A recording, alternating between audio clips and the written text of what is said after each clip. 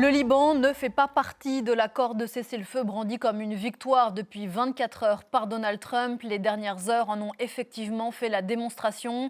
C'est un déluge de feu qu'a subi le pays du Cèdre mercredi sous les frappes israéliennes. Dernier bilan, 182 morts, 890 blessés selon le ministère de la Santé libanais.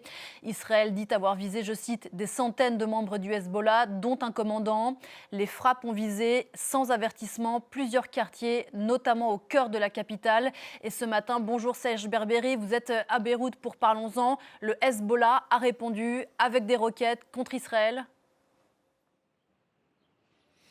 Effectivement, le Hezbollah a revendiqué des tirs de roquettes en direction du nord d'Israël. Il parle donc d'une riposte aux frappes israéliennes d'hier. Le Hezbollah prévient que ces tirs vont se poursuivre tant que les attaques contre le Liban continueront. Donc, vous savez, on est clairement dans une logique de réponse militaire.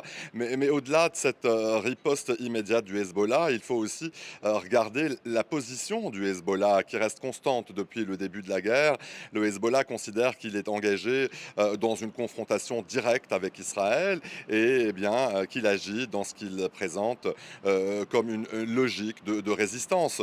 Le Hezbollah affirme aussi que les frappes israéliennes ne feront pas reculer ses capacités ni sa présence sur le terrain. Donc on a aujourd'hui un face-à-face qui s'installe avec d'un côté donc le Hezbollah qui affirme qu'il va continuer à riposter et de l'autre l'armée israélienne qui dit d'ailleurs ce matin très clairement que ces opérations vont se poursuivre contre le Hezbollah à travers le pays.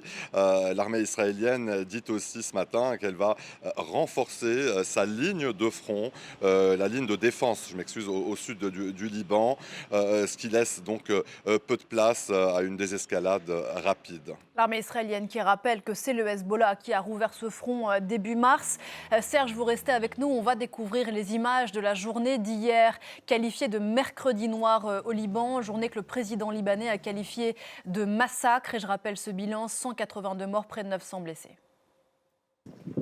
Au lendemain de frappes meurtrières sans précédent sur le Liban, le jour se lève sur des scènes de chaos dans la capitale. En l'espace de 10 minutes, une centaine de sites ont été frappés. L'armée israélienne dit avoir pris pour cible des infrastructures du Hezbollah. Dans ce quartier résidentiel du sud de la capitale, cet immeuble a été éventré avant de s'effondrer en partie. Israël a frappé ce bâtiment et l'a détruit, alors qu'il y avait des gens à l'intérieur. Ils ont commis des crimes, comme à chaque fois. Des innocents y ont trouvé la mort. À chaque fois, ils prétendent avoir visé des cibles précises, alors qu'il n'y a personne d'autre que des civils et des enfants. En représailles, le Hezbollah dit avoir ciblé Israël en réponse à sa violation du cessez-le-feu. Pourtant, selon l'État hébreu, le Liban ne fait pas du tout partie de l'accord passé avec l'Iran. L'objectif de désarmer le Hezbollah est une priorité majeure. Et l'armée israélienne y insiste et reste engagée sur le long terme. Cet objectif existait avant la campagne, pendant celle-ci et encore davantage aujourd'hui. Nos frappes visent à affaiblir significativement le Hezbollah et à terme à parvenir à son désarmement. Nous n'abandonnerons pas cet objectif. Même son de cloche du côté américain. Pour la Maison-Blanche, le Liban n'est pas concerné.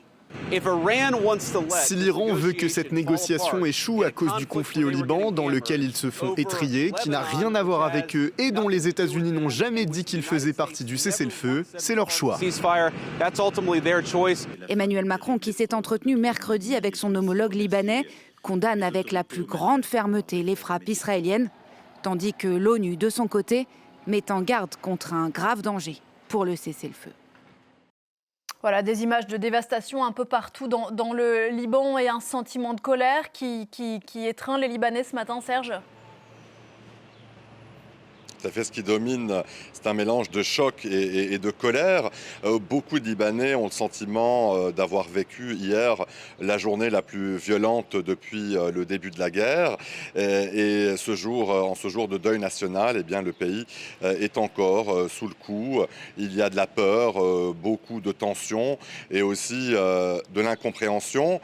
Certains parlent d'un cap qui a été franchi parce que les frappes ont touché le cœur de Beyrouth. Beyrouth, mais aussi de nombreuses régions du pays, comme on vient de voir dans le sujet. Et ça, eh bien, ça a marqué les esprits avec un bilan humain provisoire qui choque. Plus de 180 morts, près de 900 blessés.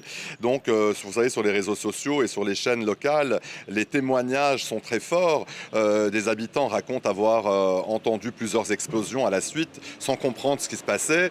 Certains disent que leurs immeubles ont tremblé. D'autres parlent de scènes de panique dans les rues avec des familles qui fuient en urgence.